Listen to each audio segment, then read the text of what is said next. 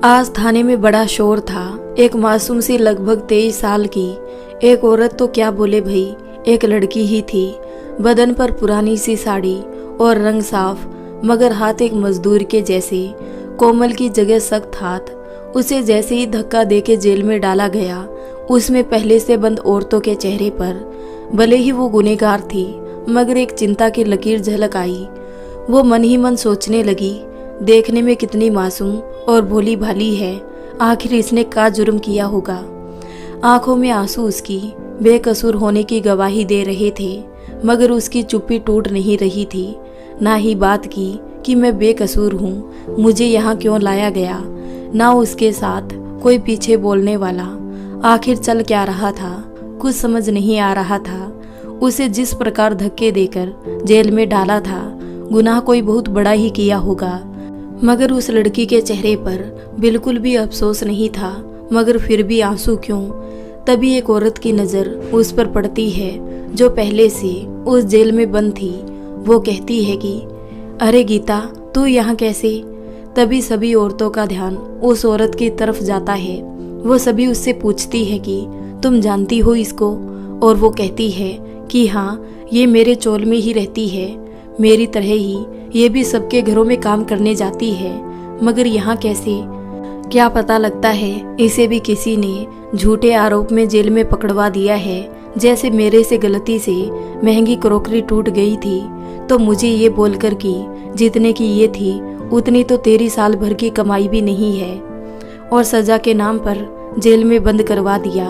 लगता है ये भी किसी अमीरजादी का शिकार हो गई है, मगर इसे छुड़वाने नहीं आया कोई। आखिर हुआ क्या है, पता नहीं इसके पति को पता भी होगा या नहीं, और चिंकी का क्या हो रहा होगा बिना माँ के।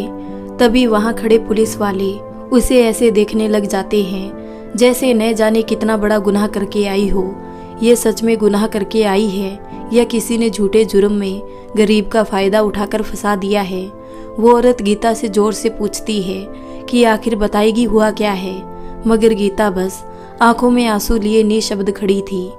तभी एक पुलिस वाली लेडी कांस्टेबल बोलती है कि अरे, इसको तो नरक में भी जगह नहीं मिलेगी। आखिर कैसा घिनौना पाप किया है इस कमीने ने। मगर वो औरत मानने को तैयार नहीं थी कि आखिर गीता ने कुछ किया भी होगा। वो औरत गीता के बारे में सोचते सोचते अतीत के 4 साल पहले में चली जाती है। अरे ओ काकी, सुनती हो, पानी कब आता है यहाँ। तब गीता नई ब्याह के आई थी और यहाँ के आबो हवा का जायजा ले रही थी। उसके लिए ये सब कुछ नया था। गीता के पति के पास बस यहाँ एक रहने लायक खोली थी, उसके अलावा यहाँ कुछ नहीं था। यहाँ तक कि जिस साधन घर का जरूरी सामान से वो अपना जीवन व्यतीत कर पाए, वो भी नहीं था। गीता अपनी जिंदगी का नया सफर शुरू करने के इरादे से इस इंसान से शादी करने को राजी हुई थी। 1-2 महीने तक वो इंसान गीता को पलकों पर बैठाकर रखता था, उसे आश्वासन दिलाता था कि वो हमेशा खुश रखेगा। गीता इस बात से अनजान की कि ये इंसान भी उसके बाप के जैसे दारूबाज और नशेड़ी है। उसके कभी दारू पी लेने पर कस्में देती और कहती कि आपको मेरी कसम है, इसे वापस से हाथ नहीं लगाना। गीता का पति भी कसम की लाज रखने को बोतल उठाकर फेंक देता कि ये लो, अब इसे हाथ तक नहीं लगाऊंगा। गीता को लगता कि ये सुधरता जा रहा है, मगर इस सबसे अनजान उसे क्या पता था कि वो बस केवल उसका प्रेम पाने के लिए नाटक करता है। मगर जैसे जैसे उस दरिंदे की प्यास बुझती जा रही थी, गीता के प्रति उसका प्रेम भाव भी परिवर्तित होता जा रहा था। अब वो गीता को कोसने लगा था। शुरुआत के 2 ही महीनों में उसने गीता से कहा कि मैं अकेला हमारे घर खर्चे उठाने के लिए काफ़ी नहीं हूँ। तभी तपाक से गीता कहती है कि हम मिलकर दोनों घर के खर्चे उठाएंगे। आगे जो भी होने वाला था, उससे अनजान गीता अपने अतीत के बारे में सोचने लग जाती है। गीता के माता पिता मजदूर वर्ग से थे। गीता घर पर रहकर सारा काम संभालती थी और गीता के माता पिता घर से बाहर जाकर फैक्ट्री में काम किया करते। गीता के माता पिता पास की ही एक सीसा फैक्ट्री में चूड़ियाँ बनाने का काम करते, जिससे वक्त के साथ धीरे धीरे उनकी आंखों की रोशनी कमजोर हो गई थी। गीता का बचपन से सपना रहा कि वो स्कूल में पढ़ने जाए, मगर पहले बस गीता के पापा काम पर जाते और जब फिर गीता खेलने कूदने लायक हो गई तो घर की ज़रूरतों को पूरा करने के लिए उसकी माँ भी काम में लग गई। गीता जब छोटी थी तभी उसके माँ बाप उसे घर पर अकेली छोड़कर चले जाते। गीता की माँ की आंख बहुत ही जल्दी खराब हो गई और अब वो बस वास के घरों में काम करने जाती, जितना कुछ मिलता गुजारा करते। गीता के पिता को धीरे धीरे शराब की आदत लग गई। वो जितना कुछ कमाते घर पर कम लाते, सारा शराब में उड़ाते थे। घर आते ही जानवरों जैसा सलूक गीता की माँ के साथ करते। पहले उसकी माँ जो कुछ भी बनाती थी उसे दोनों साथ में प्यार से खा लिया करते थे, मगर अब तो अलग ही नखरे थे कि इसमें नमक ज़्यादा है या मिर्ची डालना भूल गई, क्या चक्कर है। मतलब उनको दारू की लत बर्बाद करने लग गई थी। कई बार तो जैसे ही कारखाने से हिसाब होता वो सारे पैसे रास्ते में पड़ने वाले ठेकों और गुम्मट में उड़ाते और बचे कुचे थोड़े बहुत रुपए वो घर आकर गीता की माँ को दे देते। मगर बात यहाँ ख़त्म नहीं होती। अगले दिन वापस उनको पीने के लिए पैसे चाहिए होते थे तो वो गीता की माँ से मांगते। वो जो खुद लाए होते उनको तो खर्च कर ही देते, साथ ही साथ गीता की माँ की आमदनी भी उड़ाने लग जाते। गीता की माँ जब जोर देकर कहती कि इस बार राशन वाले का हिसाब भी करना है तो कहते वो तू देख लेना, मैं कितने तो कमा कर लाता हूँ, ऐश मौज में ख़त्म करेगी तू, ला जल्दी दे। अगर गीता की माँ रुपए दे देती तब तो ठीक, मगर उसके मना करने पर वो हैवान बन जाते और गीता की माँ को पीटने लग जाते। उनको इतना पीटा जाता कि मरने में कुछ ही कसर रह जाती तो अधमरी हालत में उनको मजबूरी में रुपए देने ही पड़ते और गीता की माँ रोती बिलखती हालत में यूं ही पड़ी रह जाती। इतना सब देखकर गीता से रहा ना गया। उसने भी कमाने का फैसला किया। अब उसने हर मुमकिन कोशिश की जिससे वो अपना घर चलाने में हाथ बटा सके। उसने गुजारिश की कि उसको चूड़ी वाली फैक्ट्री में काम करने दिया जाए, मगर वो जगह सुरक्षित नहीं थी तो मना कर दिया गया। तब गीता अपनी सहेलियों के साथ पास के ढाबों पर प्लेट साफ करने और बर्तन मांजने का काम करने लगी। ज़्यादा रुपए तो नहीं आते, मगर उसकी नामात्र की ज़रूरतें पूरी हो जाती थी। यह सब सोचते सोचते गीता वापस से वर्तमान में आ जाती है, जहाँ वो पलकों पर बैठकर राज करने वाली थी। अब वो काकी से बात करके काम ढूंढने को कहती है। इनके काम भी निर्धारित थे, बस लोगों के घरों में झाड़ू पोछा और बर्तन मांजना या कपड़े धुलना आदि। उसे सब आता था तो वो बिना कुछ सोचे दूसरे महीने से काम करने के लिए चली जाती। पहले घर का काम करती और फिर बाहर का, और वापस से फिर घर आकर काम करती और दोनों पति पत्नी साथ में वक्त बिताते। मगर गीता का पति बस इतना ही वक्त बिताता कि दारू पीता और गीता के साथ सो जाता। उसे उसकी भावनाओं की कोई कदर नहीं थी, क्योंकि उसने गीता को उसके माँ बाप से 1 लाख में खरीदा जो था वो बस गीता का इस्तेमाल करता। और इस बात से अनजान गीता कि उसके पति को सिर्फ उसके जिस्म की भूख है और एक नौकरानी खरीद कर लाया है, वो सोचती कि सच्चा प्रेम करते हैं। लड़की चाहे मध्यम वर्ग के परिवार की हो, गरीब की हो या किसी अमीर बाप की शहजादी क्यों ना हो, सबकी इच्छा होती ही है उनकी लाइफ में कोई ऐसा आए जो उनका जिंदगी के हर मोड़ पर साथ दे, बिना पूछे दिल की हर बात जान ले, कहे बिना हर दर्द भांप ले। हर लड़की जीवन में ऐसा जीवन साथी चाहती है जो उसे सही से समझे। गीता का पति शुरुआत से इतना जुआरी या शराबी ना था। छोटा सा घर और वो अकेला। लोगों को उसकी शादी से पहले बस एक ही अनुमान था कि अरे इसकी शादी कर दो, कोई काले मुड़ की आएगी, इसे अपने आप सुधार देगी। मगर दिक्कत ये थी कि अब ऐसे इंसान से शादी जो दारू पीता हो, मांस मदिरा का खूब सेवन करता हो, आदत जिसकी खराब, चौराहे पर खड़े होकर सिगरेट फूकना और वहां से निकलने वाली औरतों लड़कियों पर कमेंट बाजी करना, इन सब से उसने अपनी छवि सबके मन में बहुत मैली बना ली थी। इन सब के चलते आखिर कौन सा बाप अपनी बेटी का हाथ ऐसे जुआरी के हाथ में दे देता। क्या पता आज जो घर है उसे भी पीने में लगा दे और सारा मामला शराब में सलटा के पत्नी को भी जुए में लगा दे। इतना जोखिम भरा आदमी आखिर कैसे कोई बाप अपनी मासूम सी जान जिसे उसने बचपन से पाला हो इस इंसान को सौंप दे। और फिर लड़की, आखिर उसकी भी तो इच्छा होती है कि यहाँ तक जैसे जिंदगी अकेले कटी सो कटी, कम से कम आगे तो इसके साथ हमेशा एक मत और होना चाहिए जो उसका सब जगह साथ दे। दोनों का एक खुशहाल परिवार हो, जिम्मेदारी हो, मगर उनके साथ एक खुशी भी हो। परिवार में बड़ों का हाथ हो सिर पर, मगर गीता की किस्मत में कुछ और ही लिखा था। बाप अपनी आदतों की वजह से कर्जे में जा चुका था। अब बस तैयारी थी तो उनको घर से निकालने की। लेनदार रोजाना उनकी चौखट पर आकर खड़े हो जाते तगादा करने, और गीता की माँ को उनको बस एक आश्वासन देना पड़ता कि अब से ये सुधर जाएंगे और आपका कर्जा जल्दी ही चुकता कर देंगे। इन सब के चलते गीता की माँ के गहने तक बिक चुके थे। एक औरत अपने गहनों को भी इसलिए सजाकर और छुपाकर रखती है क्योंकि वो उसकी सुंदरता बढ़ाने के साथ साथ मुश्किल वक्त में रिश्तेदारों से भी ज़्यादा अहम भूमिका निभा जाती हैं मदद करने में। मगर उनको भी गीता के पिता गीता की माँ को मार मार कर छीन कर ले गए थे, और ये सब गीता देखती रह जाती। वो ऐसा ऐसी कुछ ना कर पाती, मगर वो ऐसे सोचती कि मेरे पति को समझा बुझा कर रखूंगी और ऐसी नौबत कभी नहीं आने दूंगी, और किस्मत वाला होगा वो इंसान जिसकी ज़िंदगी में मैं जाऊंगी।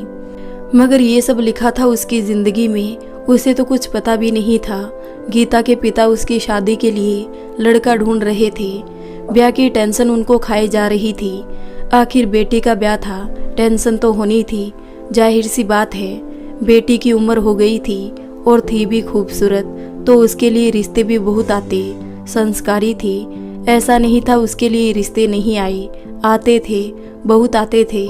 मगर रिश्ते की बात जब भी चलती, शुरुआत में खूब जोर शोर रहता कि हाँ जी हाँ, ये सही है, वो हमारी बेटी जैसी है। और लड़के के पक्ष वाले कहते कि हम इसको रानी बनाकर रखेंगे।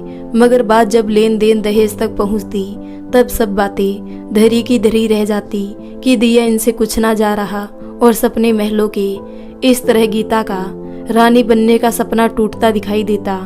इन्हीं सबके बीच गीता के पिता अचानक किसी ऐसे इंसान से टकरा जाते हैं जो गीता के होने वाले पति का पड़ोसी था। वो बताता है कि आप वहाँ जुगाड़ बिठा लो, लड़का अकेला है और बहुत मेहनती है, इज्जत भी खूब करता है सभी की। अकेला लड़का है और उसके पास तो उसका खुद का घर भी है। आपकी गीता वहाँ रानी बनकर रहेगी रानी। मगर गीता के पिता उस इंसान से पूछते हैं कि उनकी कुछ मांग भी होगी। तभी वो इंसान गीता के पिता के कान में कुछ कहता है। उनकी आंखें चमक जाती है और वो फौरन उस लड़के को देखने के लिए बुला लेते हैं। लड़का सांवला था और दूसरी तरफ गीता तो उसके आगे स्वर्ग की किसी अप्सरा से कम नहीं लग रही थी। वो देखते ही पहली नजर में मर मिटता है गीता की सूरत पर, और दूसरी तरफ गीता उसकी सीरत पर मर रही थी कि ऐसा इंसान जिसने उसके पिता से 1 रुपए नहीं मांगा, वो उनका बेटा बनकर उनकी मदद कर रहा है। दिल का कितना साफ इंसान। गीता मन ही मन सपने सजाने लग जाती है। वो सोचती है कि यहाँ से कितना ज़्यादा खुश रहूँगी मैं उनके यहाँ, रानी बनकर रहूँगी रानी। ऊपर से गीता के माता पिता वो भी गीता को बहुत चने के झाड़ पर चढ़ाए जा रहे थे कि ऐसा रिश्ता दोबारा नहीं आएगा। मगर गीता की माँ थोड़ी नाखुश थी इस रिश्ते से। लगता है उन्होंने उस आदमी और गीता के पिता की बातें सुन ली थी। उसके मन में तो चल भी रहा था कि मना करवा दे रिश्ते की, मगर तब तक वो गीता का होने वाला पति गीता के दिल और दिमाग में अपना घर बना चुका था।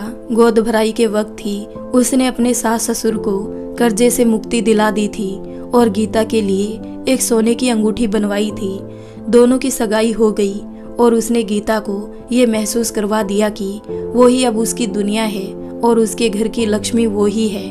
उससे बढ़कर उसके लिए कुछ भी नहीं है।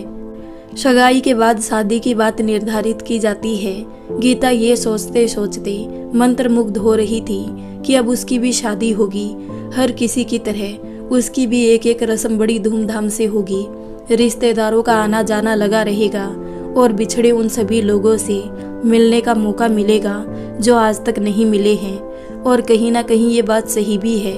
एक बार लोग लड़के की शादी छोड़ देते हैं, मगर लड़की की शादी का रिश्ता मीलों दूर से भी आया होता है। सभी लोग जाकर ही रहते हैं, और जो लोग नहीं आ पाते वो ज़्यादा नहीं तो कम से कम अपनी क्षमता के अनुसार बेटी को मिलने वाला कन्यादान तो किसी न किसी के हाथों पहुंचा ही देते हैं। धीरे धीरे गीता के घर पीली चिट्ठी आती है कि आपके यहाँ विवाह इस दिन तय किया गया है।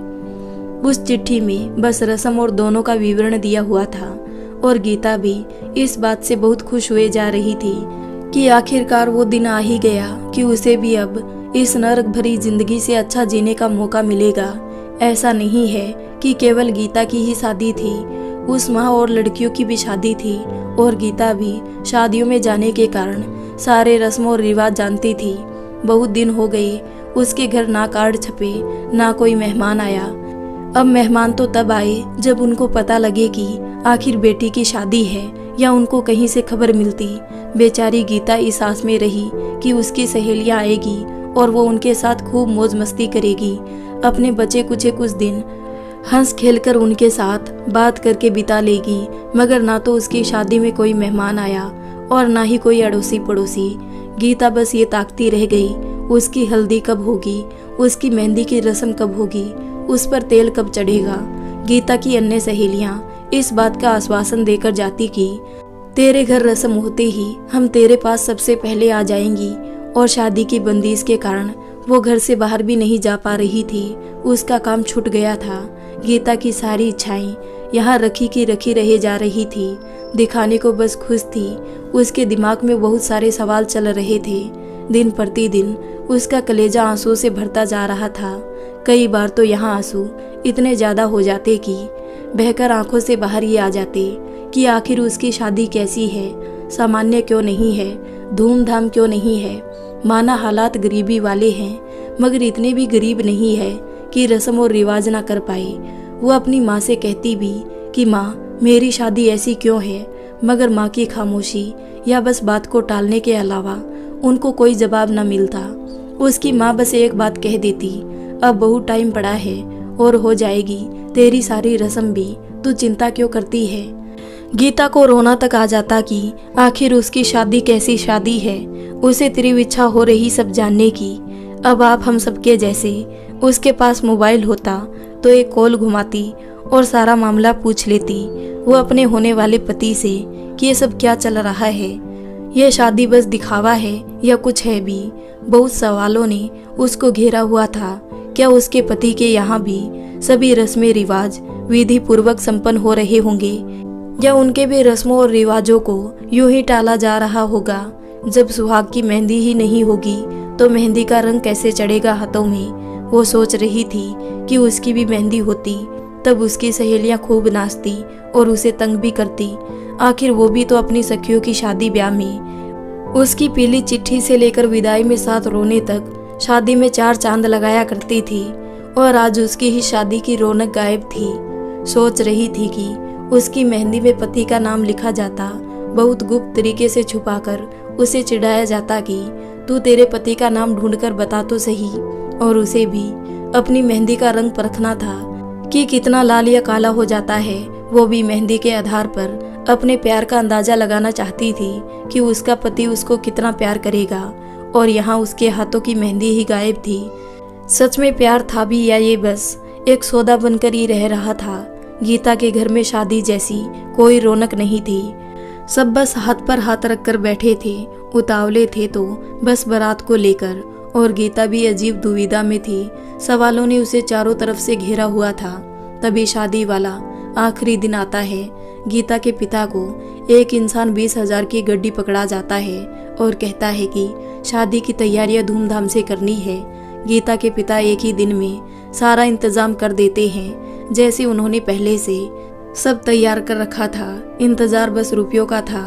गीता के पिता बाजार जाते हैं और अड़ोस पड़ोस में सबको निमंत्रण दिया जाता है कि आज गीता की सारी रस्में विधि पूर्वक संपूर्ण करवाई जाएगी।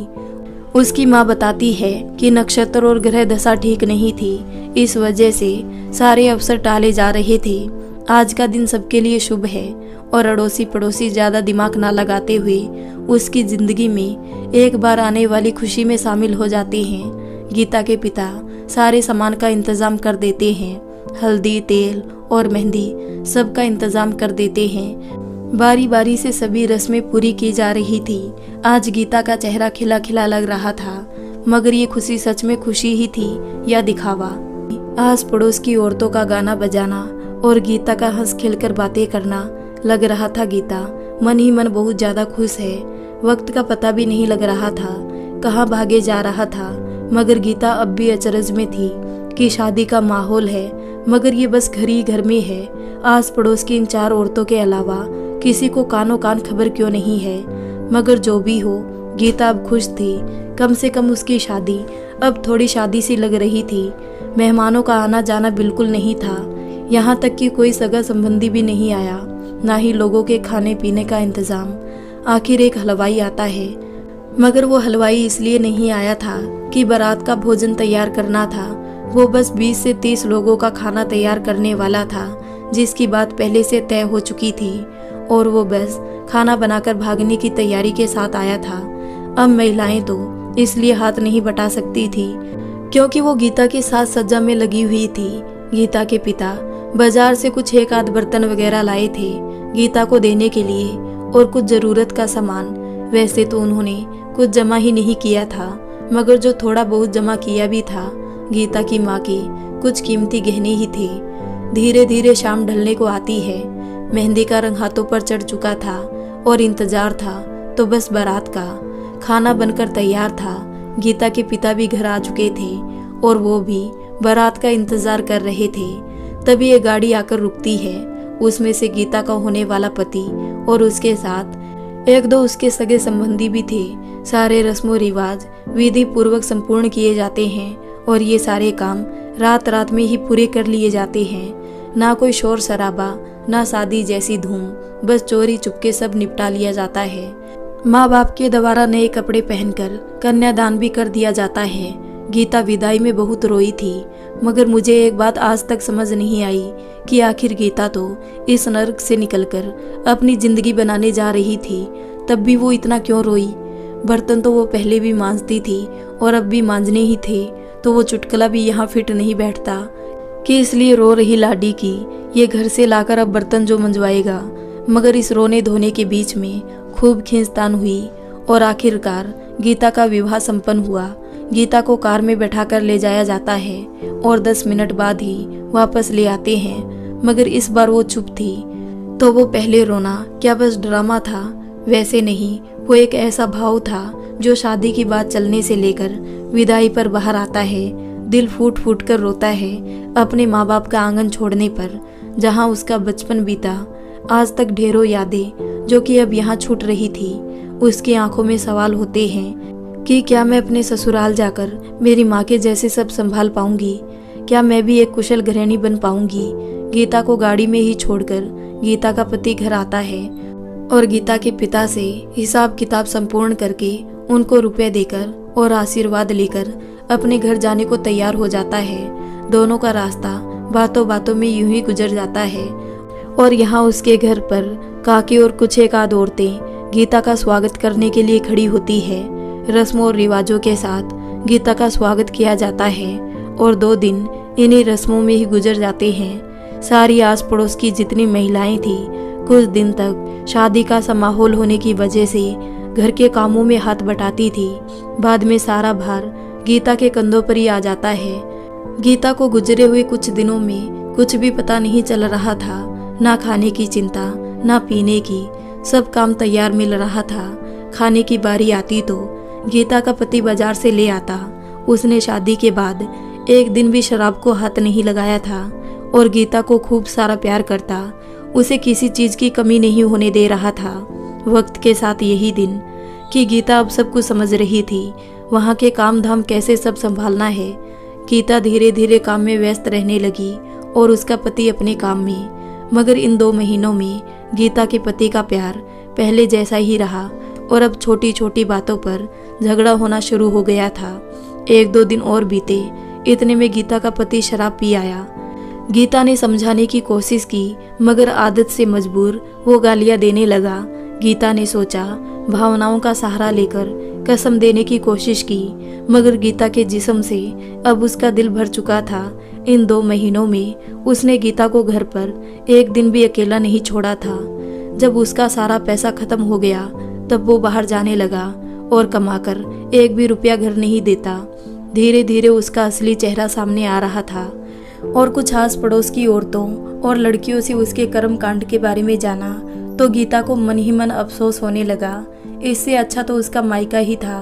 मैंने गलत ही अपनी जिंदगी इस जल्लाद के हाथों में सौंप दी है। अब गीता का पति गीता पर बंदिशें लगाने लगा था। उसको घर पर दो बात नहीं करने देता था, ना ही उसको खुलकर जीने दे रहा था। गीता कई बार भावनाओं में बह जाती और आत्महत्या करने का विचार उसके जहन में आ जाता, मगर वो हर बार असफल हो जाती। अब तो गीता को धीरे धीरे आदत होने लगी। हालातों से समझौता करते करते उसे समझ आने लगा कि इस इंसान से कैसे जूझना है। ये इंसान बस मांस, मदिरा और जिस्म का भूखा है, इसलिए बेहतर होगा कि इसके भरोसे ना रहकर खुद के पैरों पर खड़ा हो लिया जाए। अब एक दो बार बहस करके और लड़ाई झगड़ा करके गीता भी काम के लिए घर से बाहर जाने लगी। गीता का पति जो भी कमा कर लाता वो उसमें से 1 रुपए भी ना मांगती और अपनी कमाई गई सारी पूंजी को वो जमा कर देती। अभी साल भर ही बीता था, गीता पेट से हो गई। जब इस बात की खबर गीता के पति को लगी तो वो फूला ना समा रहा था। उसकी दारू वापस छूट गई और अब वो अपनी पत्नी की देखभाल करने लगा। उसने गीता को मना किया कि अब वो काम पर ना जाया करे, घर ही रहकर काम किया करे और आराम कर लिया करे। मगर गीता को जब पता चला कि वो पेट से है, तब तक 2 महीने हो चुके थे और गीता अभी घर रहकर इतना आराम नहीं करना चाहती थी। वो अपने पति की रग रग से वाकिफ हो चुकी थी। गीता समझ चुकी थी ये देखभाल, ये दिखावा सिर्फ इसलिए है क्योंकि गीता की कोख में उसका बच्चा है। बच्चे के इस दुनिया में आते ही उसका दिखावा वापस शून्य हो जाएगा, इसलिए वो पहले से सब कुछ जानती थी। गीता तब तक अपने काम पर जाती रहती है। वो जितना भी कमाती है उसको इकट्ठा कर लेती है और गीता का पति भी उसकी आर्थिक मदद कर रहा था। यूं ही चलते दिन कटते और थोड़ा थोड़ा लड़ते झगड़ते गीता के 7 महीने पूरे हो जाते हैं। अब तो गीता से भारी काम करना मुश्किल हो रहा था, तो गीता अपना काम मालकिन को बोलकर 3 महीने के लिए छोड़ देती है। बोलती है जब वो वापस काम करने लायक हो जाएगी तो वापस आ जाएगी, तब तक आप किसी और को रख ले। मालकिन भी गीता के काम से खुश रहती थी, तो वो उसे खाने का बहुत सारा सामान देकर और विदा देती है। गीता की मालकिन बहुत अच्छी थी। उनको जब पता चला कि गीता पेट से है, तब से ही वो गीता के संभल कर रहने के लिए कहने लगी थी और घर पर जो भी खाने पीने लायक चीज़ बनती जो गीता के स्वास्थ्य के लिए ठीक हो वो गीता को दे दी जाती थी और एक प्रेम भाव के कारण दी हुई चीज़ को गीता भी खुशी खुशी ले लेती थी। गीता का स्वास्थ्य बिल्कुल सही था, गीता की देखभाल भी सही थी। अब गीता घर पर ही थी। आखिरी महीना था, गीता से अब भारी काम ना होता था, तो थोड़ी मदद काकी भी कर दिया करती थी। महीने के अंत में गीता को प्रसव पीड़ा बहुत ज़्यादा होने लगी थी। गीता ने अपने पति से बहुत मिन्नतें की थी कि उसे समय रहते अस्पताल ले जाया जाए, मगर सभाओं से परिपूर्ण वो बस टालता रहा। मगर एक रात बारिश बहुत तेज हो रही थी और गीता को रात में प्यास लगती है तो सोचती है इनको तो क्या ही जगाऊं, खुद ही उठकर पानी ले आती हूँ। वो आराम से चलकर मटके तक जाती है, मगर मटके के पास पहुँचते ही उसके करीब प्रसव पीड़ा प्रारंभ हो जाती है। दर्द के मारे गीता की बस सिसकियाँ निकलती है। उसे मटके से ठोकर लगती है, घड़ा गिरकर फूट जाता है और गीता दीवार के सहारे सहारे जमीन पर लेट जाती है। तभी घड़े के फूटने की वजह से गीता के पति की आंख खुलती है और वो गीता को अपने पास ना पाकर भयभीत हो जाता है। वो बाहर आकर जब सारा नज़ारा देखता है तो गीता को खड़ा तो क्या किया, वो घर से भाग जाता है और पास में काकी के घर का दरवाजा ठोकता है। तजुर्बे से परिपूर्ण 1-2 औरतों को इकट्ठा करती है और गीता को कमरे में ले जाती है। लगभग आधे घंटे की चीख पुकार के बाद सब थम सा जाता है। गीता की सांसें चलना बंद हो चुकी थी और अंदर से जो औरतों की भागने फिरने की आवाज़ आ रही थी वो भी थम चुकी थी। आवाज़ आ रही थी तो बस बारिश के गिरने की, हवा से बार बार खिड़कियां खुल रही थी और बंद हो रही थी। सब कुछ मानो ठहर सा गया था। तभी एक छोटी सी रोने की आवाज़ सबके कानों में पड़ती है। वो गीता के बच्चे की थी। प्रकृति में मानो सब कुछ थमकर उस बच्चे की ही आवाज़ को सुनना चाह रहा हो। सबके चेहरे पर एक खुशी का भाव था।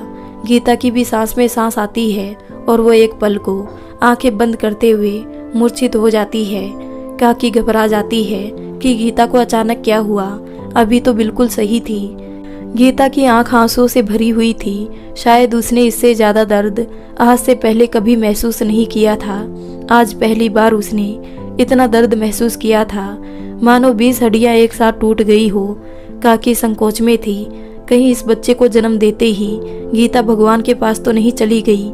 काकी उसकी नाक के आगे 2 उंगलियां रखकर चेक करती है, फिर गीता की कलाई पकड़ती है। उनका अनुभव बताता है कि गीता बिल्कुल सही है, बस दर्द से राहत मिलते ही थोड़ा आराम कर रही है। एक बार को तो काकी सदमे में आ गई थी। अगर गीता को कुछ हुआ तो इस बच्चे का ख्याल कौन रखेगा। काकी तो सोच रही थी अगर गीता को कुछ हो तो ये बच्चा भी साथ के साथ मर जाए, जिससे कम से कम इसको तकलीफों का सामना तो नहीं करना पड़ेगा। और ऐसा मरना भूखे मरने या बीमार और बिना देखभाल के तड़फ तड़फ के मरने से तो अच्छा ही है। काकी उस बच्चे को उसके पिता के पास लेकर आती है। जैसे ही गीता का पति अपने बच्चे को गोदी में लेता है, वो तुरंत ही उसे काकी को पकड़ा देता है और गुस्से में एक जोर की लात पास रखे बर्तनों को मारकर बरसात में ही सिर पर खून सवार लिए ठेके के लिए निकल जाता है। काकी इस बात को अनदेखा करके वापस अंदर चली जाती है और उस नन्ही सी जान को गीता के बगल में रख देती है और गीता को अनुदेश देकर कहती है कि ये भूखी है, इसको दूध पिला दो। तभी गीता को सब समझ में आ जाता है कि उसका पति इस तरह क्यों चला गया। गीता बहुत खुश थी, उसने घर पे लक्ष्मी को जन्म दिया था। वही उसके विपरीत उसका पति क्रोध की ज्वाला में जल रहा था। वो गीता को भला बुरा बोल रहा था। कल मुही न जाने कहां से मुंह काला करा आई। मेरा बच्चा होता तो लड़का ही होता, ये न जाने किसका पाप पाल लिया। इससे अच्छा होता जब ये पाप पेट में था तभी इसका सफाया करवा देता, तो कम से कम आज ये दिन तो नहीं देखना पड़ता। गीता इस सब से बेखबर अपनी बच्ची को दूध पिलाने में ध्यान देती है। गीता का पति गीता को सिर्फ इसलिए देखभाल कर रहा था क्योंकि उसे लगा गीता के पेट में उसका बच्चा लड़का है और वो उसके अंश को जन्म देगी। मगर जैसे उसे पता चला कि गीता ने उसके अंश को नहीं बेटी को जन्म दिया है, गुस्से में तनतनाता हुआ वो चला गया। पता नहीं समाज की इतनी छोटी सोच कैसे रह गई। हर चीज के लिए एक लड़की को जिम्मेदार ठहराया जाता है। क्या लड़कियां लड़कों से कम है? आज के समाज में लड़के और लड़कियों को समान दर्जा मिला हुआ है। आखिर ऐसा कौन सा काम है जिसे लड़कियां नहीं कर सकती है? मगर पता नहीं लोगों के द्वारा क्यों लड़का और लड़कियों में भेदभाव किया जाता है। एक होता है समर्थन करना और एक होता है दिखावा करना। जहाँ तक समर्थन की बात है, सब कुछ समान दिखाया जाता है, लड़कियों को उनका हक दिलाया जाता है। और हिंदू हो चाहे कोई सा ही धर्म हो, एक लड़की को पूज्य माना जाता है। मगर दिखावा, इसमें हक और समानता की बात तो भली करी, बस एक दूसरे की बात काटनी होती है। कोई कह रहा लड़के आगे तो कोई कह रहा लड़कियां बेस्ट, बस एक दूसरे में भड़का भड़का कर विवाद संपन्न करना, ये समाज में लोगों की आदत बन चुकी है। स्त्री और पुरुष के ऊपर मजाक बनाए जाते हैं। एक स्त्री किसी महिला सभा में सभी औरतों को बड़ा आक्रोशित कर रही थी कि पुरुष हमारे ऊपर ये जुल्म करते हैं, ऐसे करते हैं, ऐसे करते हैं। हमारा दर्द कोई समझता ही नहीं। हम स्त्री उन पुरुष के सब कामों को कर सकती है। एक स्त्री पुरुष की जगह लेकर माँ और बाप दोनों का फर्ज निभा सकती है। मगर इन मर्दों के बस में हो तो एक बच्चे को 9 माह तक गर्भ में पालकर बता दे, होगा ही नहीं इनसे। हम स्त्रियां खुद में संपूर्ण है, मगर हमको दबाया जाता है हर जगह, हमारी इच्छाओं का दमन किया जाता है। मगर ये होते हैं सिर्फ भड़काने के काम कि सभी औरतों को भड़काना और समस्याओं को निपटाना तो दूर और बढ़ा ही देना। मगर एक मर्द वो ना हो तो अकेली औरत बच्चे को जन्म कहाँ से देगी? एक पुरुष भी अपनी सारी इच्छाओं का दमन करके अपने घर की सभी जरूरतों को पूरा करता है। कई बार देखा गया है, एक पिता भी बच्चों को माँ की कमी कभी महसूस नहीं होने देता। बस फर्क है तो अच्छे संस्कारों का। जहाँ संस्कार और विश्वास अच्छा हो वहाँ कोई किसी से कम नहीं। दोनों का साथ अच्छा हो तो हर काम पूरा और हर मुश्किल आसान हो जाती है। समझदारी से ही समाज बनता है। इस मजाक और चुटकुलों की गहराई को गौर से देखा जाए तो पता चलेगा कि दोनों से ही मिलकर समाज बनता है। चलो कहानी पर वापस आते हैं। गीता का पति 3-4 दिन घर वापस नहीं आता और गीता की देखभाल काकी ही कर रही थी। फिर एक दिन अचानक दरवाजा जोर से खुलता है। गीता का पति नशे की धुत हालत में घर आता है। मुंह में बीड़ी लगी हुई थी। दरवाजे पर आते ही गिर जाता है।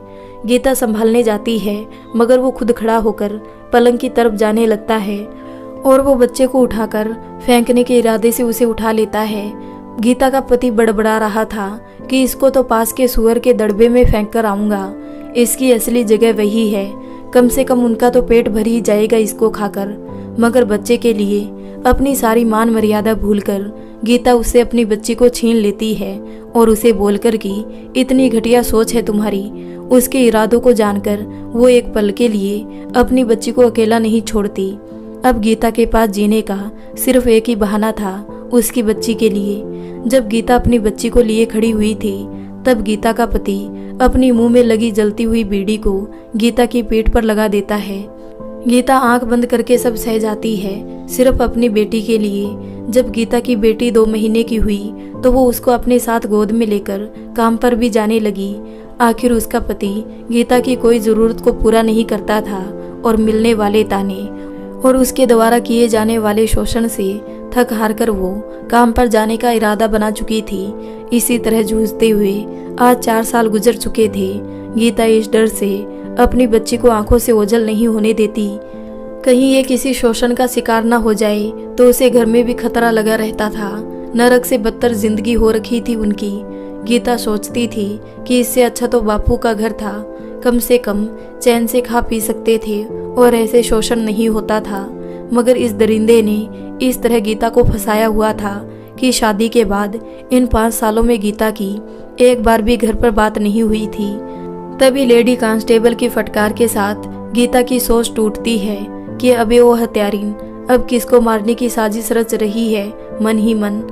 जैसे ये शब्द काकी के कान में पड़ते हैं, वो स्तब्ध रह जाती है कि ये इतनी मासूम सी और भोली भाली सी छोटी सी चींटी के मरने पर तो इसका दिल भर आता है। ये भला किसी की हत्या क्यों करेगी। काकी ये मानने को कैसे भी तैयार नहीं थी कि इसने कुछ किया भी होगा। जरूर वो कंजर दारू पीकर कहीं से लड़ झगड़ कर आया होगा, किसी दूसरे की औरत पर डोरे डाल रहा होगा तो हाथापाई हो गई होगी। किया कराया सारा उस कपूत का और भुगत रही बेचारी गीता। ये सब कुछ काकी लोकअप वाली औरतों को बता रही होती है। तभी लेडी कांस्टेबल एक कुटिल मुस्कान के साथ मुस्कुराकर कहती है कि ऐसी ही भोली सूरत वाली लड़कियां अंदर से शातिर होती है। बेचारे इसके पति ने किसी के साथ झगड़ा नहीं किया, इसने धारदार चाकू से 2 कत्ल किए हैं और हमने इसको रंगे हाथों पकड़ा है। वो लेडी कांस्टेबल अगर एक कहती तो काकी समझ भी जाती कि इसने अपने पति के अत्याचारों से तंग आकर उसे मार दिया होगा। अगर ऐसा किया है तो मैं तो लड्डू बंटवा दूंगी। मगर 2 ऐसा कैसे हो सकता है। शायद जहां गीता काम करती है वहां तो कोई घटना नहीं घट गई जिसका इल्जाम बेचारी गीता पर लगाया जा रहा है। काकी बाकी औरतों को गीता के बारे में बताते हुए कहती है, अभी कुछ ही दिन पहले की तो बात थी, मैं और गीता बाजार गए थे। गीता एक बड़ा सा ड्रम खरीद कर लाई थी। जब मैंने उससे पूछा कि इसमें क्या अपने पति को बंद करेगी, तब गीता हंसते हुए कहती है, ना काकी, इसमें अनाज भरूंगी ताकि अपने खाने पीने का जुगाड़ हो पाए। वैसे उपाय अच्छा है, मन करता है उसे तो किसी बक्से में बंद करके और गहरे समंदर में फेंक आऊं। उसने मुझे और छुटकी को बहुत परेशान करके रखा हुआ है। उसके बारे में सोचते ही रूह कांप जाती है काकी। गीता बड़े से बर्तन के साथ ही अनाज को सुरक्षित रखने वाली गोलियां ले लेती है। एक बार को काकी तो सलाह देती है, तो एक काम कर, इसमें से एक गोली उसके खाने में मिला देना। आगे जो भी होगा हम सब देख लेंगी। कम से कम तुम्हारा जीवन तो सुधरेगा उस जल्लाद पर से। मगर जब से मैं यहाँ आई हूँ मैंने ध्यान ही नहीं दिया कि हुआ क्या है। बाकी का सब तो गीता ही बताएगी। मगर ये कुछ बोले तभी तो है। गीता बिल्कुल स्तब्ध और चुप खड़ी थी। उसकी आंखों से आंसू बह रहे थे। गीता के होठ सूख चुके थे। लगता है वो यहाँ थाने में लाने से पहले बहुत ज्यादा रोई होगी। गीता का गला सूख चुका था, जिससे उसकी अब आवाज भी नहीं निकल रही थी। कानून भी कभी किसी की भावनाओं की कदर नहीं करता, बस सबूत और गवाह ये जिसके पक्ष में है वही निर्दोष, जिसका फायदा आजकल के सभी लोग उठा रहे हैं। तभी गीता सेल में रखे मटके में से पानी पीने पीछे जाती है और अपने आंचल में से एक गोली निकालकर पानी के साथ गटक लेती है उसमें बंद औरतें इस बात पर ज़्यादा ध्यान नहीं देती। तभी वो लेडी कांस्टेबल के फ़ोन पर कुछ नोटिफिकेशन आते हैं। वो अपना फ़ोन देखती है और काकी के पास आती है। वो काकी की भावनाओं की कदर करते हुए उनको एक फ़ोटो दिखाती है। काकी उदास हो जाती है। तभी वो उसमें आई एक और मुंह बना और गीता को घृणा भरी नज़रों से देखते हुए उस फोटो को काकी को दिखाती है। उस फोटो को देखते ही काकी मानो मूर्ति सी बन जाती है। उनके पैर वहीं जम जाते हैं और खुद का भार ना संभाल पाने के कारण उनके पैर जवाब दे जाते हैं और वो वहीं गिर जाती है और जोर जोर से रोना शुरू कर देती है। वो खिसकते हुए गीता के पास आती है और पूछती है, कैसे हुआ ये सब और किसने किया ये? काकी जोर जोर से रोते हुए गीता से कहती है कि देखना, ये तुझ पर झूठा इल्जाम लगा रहे हैं, तो बोलना ये सब सच नहीं है। तभी गीता काकी के गले लग जाती है और जोर जोर से रोकर कहती है कि ये सब सच है काकी, ये दुनिया बहुत बेकार है। यहाँ कोई किसी की भावनाओं को नहीं समझता। इतने दिनों से हम पर अत्याचार हो रहे थे, तब तो ये कानून सामने नहीं आया, और आज जब हमने कानून को हाथ में लिया तो बोल रहे हैं कानून के हाथ बहुत लंबे हैं। अरे कुछ नहीं है काकी, ये कानून अपने लिए बना ही नहीं है, ये सब इन अमीरजादों के लिए ही है। सारे अधिकारी बस पैसों के लिए मरते हैं। पैसा हो तो गलत को सही और सही को गलत साबित कर देते हैं। गुनहगार आराम से खुलेआम घूमते हैं। अपने लिए बस जिल्लत भरी जिंदगी है। बस पति के आगे हाथ फैलाते रहो और जो अत्याचार करे सहते रहो, कोई सुनने नहीं आता। तभी गीता को चक्कर आने लगते हैं और वो वहीं काकी की गोद में गिर जाती है और रोते हुए काकी के गले लग जाती है। वो लेडी कांस्टेबल इस बात पर ध्यान नहीं देती। सोचती है इसका ड्रामा है, थोड़ी देर में अपने आप ठीक होकर खड़ी हो जाएगी। काकी मन में सवाल लिए गीता की तरफ देख रही थी कि आखिर ये सब हुआ कैसे। तभी गीता हाँ में सिर हिलाती है और कहती है कि हाँ, ये सब मैंने ही किया है। काकी कहती है कि भले ही वो कैसा भी था, मगर था तो तेरा पति ही, और उसको इस तरह से चाकू से घोंप घोंप कर मारना मेरी सोच से भी परे है। तभी दूसरी तस्वीर का ख्याल आते ही काकी गीता से पूछना चाह रही थी, मगर उनके मुंह से शब्द नहीं निकलते, बस चुटकी कहते रह जाती है और आंखों से बहते आंसू रुकने का नाम नहीं ले रहे थे। तभी गीता हाँ में सिर हिलाती है।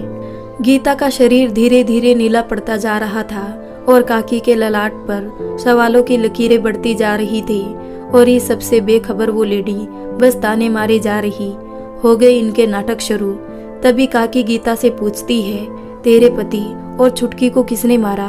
तभी वो लेडी बड़े ही तीखे स्वर में बोलती है, अरे और किसने, इसने ही मारा है। पहले अपने पति को बड़ी ही बेरहमी से चाकू से कम 20 बार घोंप घोंप कर उसका कत्ल किया है, और इसकी बेटी ने इसको ये सब करते देख लिया होगा तो इसने अपनी बेटी का भी गला काटकर हत्या कर दी ताकि ये सारे सबूत मिटा सके।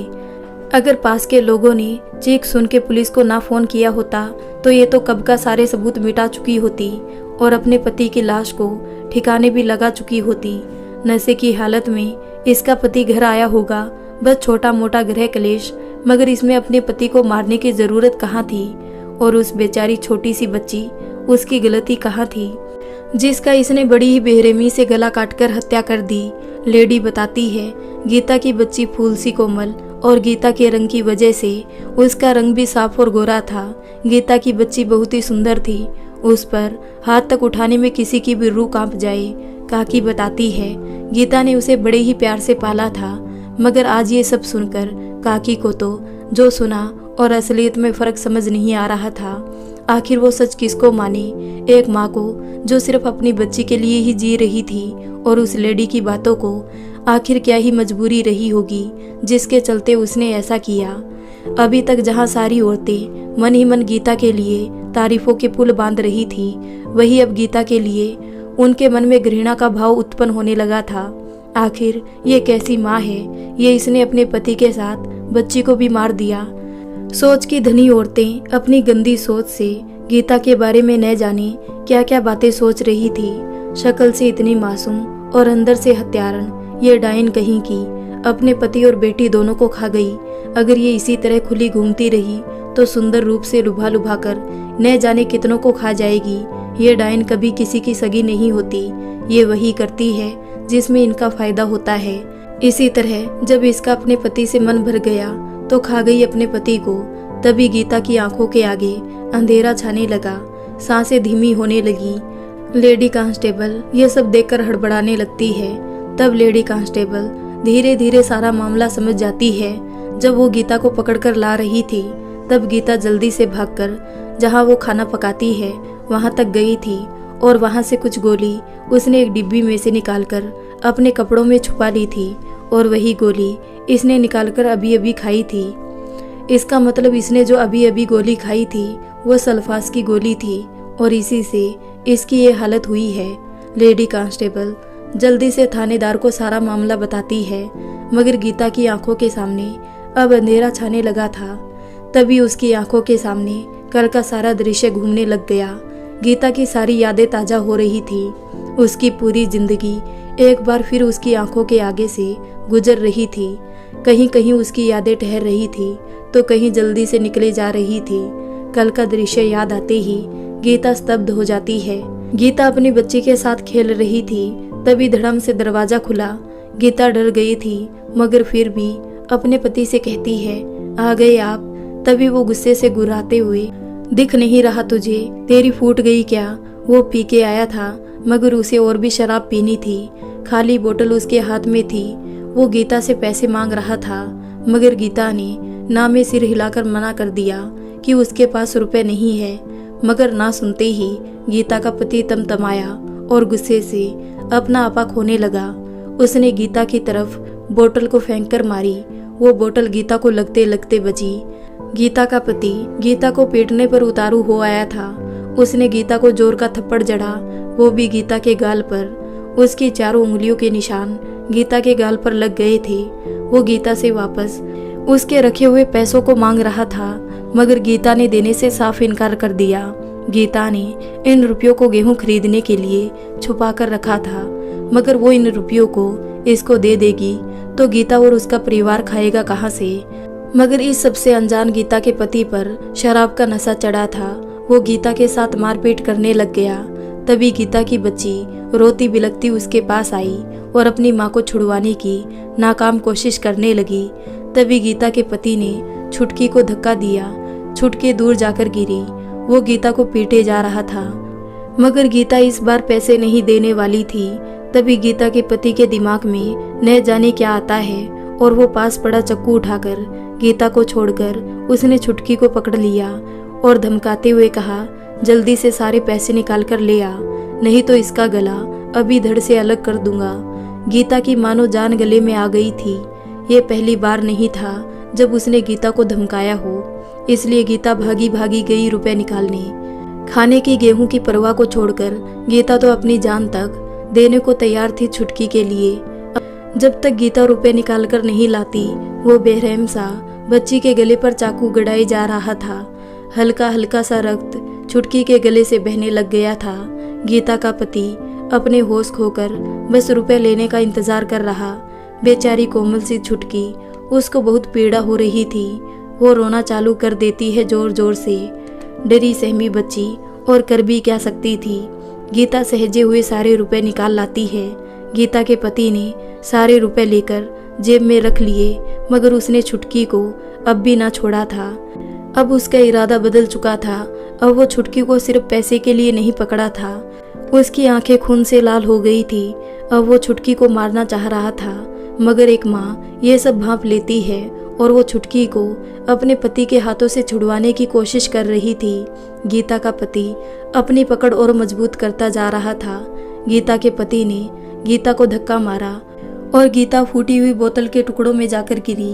अब जैसे ही गीता का पति छुटकी पर हमला कर रहा था, उसने उन टुकड़ों में बोतल के सिरे वाले नकुले हिस्से को उठाकर सीधा अपने पति की तरफ दे मारा। गीता के पति को वो टुकड़ा सीधा उसकी छाती पर लगा और वो दर्द के मारे लड़खड़ाकर पीछे गिर गया। उसके चाकू से छुटकी को गहरी चोट लग चुकी थी। पीछे गिरने के कारण जैसे ही छुटकी थोड़ा आजाद हुई, सीधा माँ के पास भागकर आई और दर्द के मारे खून से लथपथ रो रही थी। गीता अब इस सब से बहुत डरी और गुस्से में थी। उसका गुस्सा शिखर पर था। वो खड़ी होकर सीधा अपने पति के पास गई। गीता ने उससे चाकू छुड़ा लिया और गुस्से में एक जोर का वार उसके सीने पर किया। चाकू उसके कलेजे को चीरते हुए आर पार हो गया, मगर गीता यहाँ पर ही नहीं रुकी। उसने यूं ही वार करना जारी रखा। गीता के पति की बहुत तेज तेज चिल्लाने की आवाज बाहर तक आ रही थी, जिसे सुनकर अड़ोसी पड़ोसी दौड़ पड़ते हैं। मगर पड़ोसियों के आने से पहले ही गीता अपने पति के सीने में कम से कम 20 बार चाकू घोंप चुकी थी। गीता रोती जा रही थी और वार पे वार किए जा रही थी, जिससे उसकी मृत्यु हो गई थी। अब गीता इसी गुस्से में खड़ी होकर सीधा अपनी बेटी की तरफ आई और एक जोरदार प्रहार उसने अपनी बेटी पर किया और उसे भी मौत के घाट उतार दिया। प्रहार करते ही उसने अपनी बेटी को गले से लगाया।